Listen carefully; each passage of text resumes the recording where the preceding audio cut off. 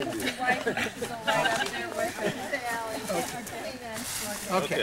The pallbearers could step forward there. Could have passed out the towels. Where's our other pallbearer? Oh, they're back there. They're right. Oh. Whenever you feel like you're going into Oh, yeah, you guys go down.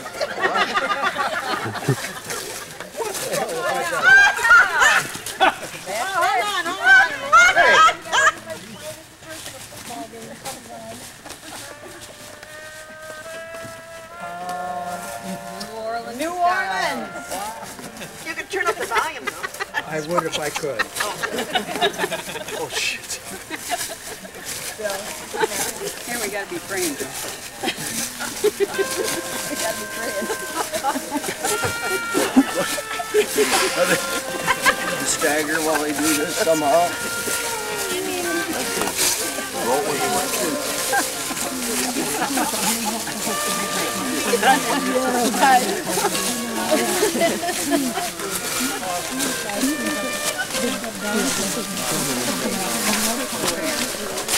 Gentlemen, will follow me, please.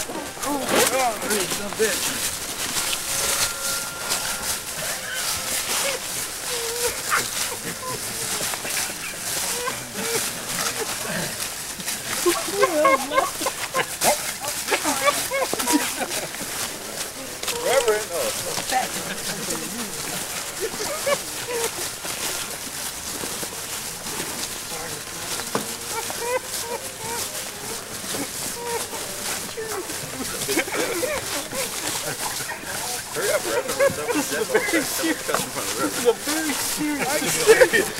I'm serious. You yelled at by the Reverend. Enough levity.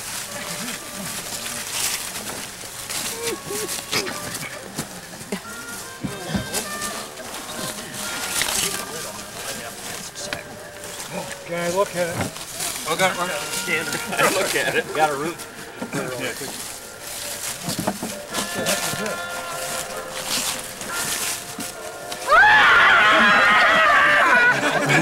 Take it off! Put that in there!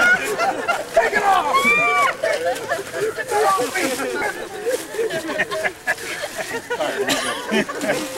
I would remind you that this is solemn occasion. Please. Wait. So get up a little closer. Yeah, we should have a chair so we could sit down. Oh, that's a good one. He's crying. You might gather in just a little closer, please, so that you might Into the mud. view the deceased. Thank you. Thank you. Flowers even. Weeds. About what it deserves.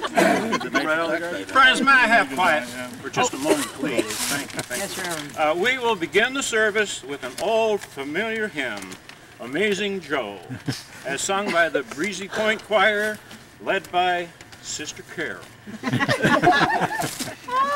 Okay. Are you ready? God, I hope so. It's on the back of your program.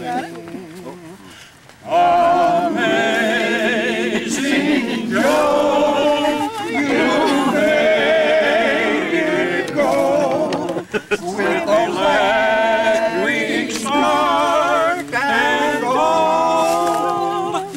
It ran so fine, but the end of the line came back to the dark you'd roll. My, wasn't that beautiful? I noticed that a lot of you in your solemn faces were humming along with us. So if you'll turn to the back of your programs, let's all join together in singing the last verse of Amazing Joe. Can you lower it one? There you go. All right. Amazing Joe, you'll never know how happy we will be when Mr. Evinrude finds solitude and peace underneath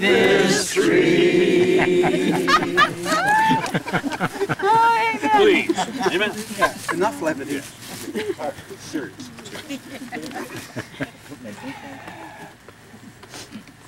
Reverend lost his place. And now I'm going to ask Brother M.B. Bill to read to us the Evinrude Psalm. The psalm. Or song, you can. Quiet, please. Your boat was my workload I did not want. It gave me transport where fishing matters. It led me through rough waters, but it could not restore my soul. You led me on rivers of roughness for my captain's sake.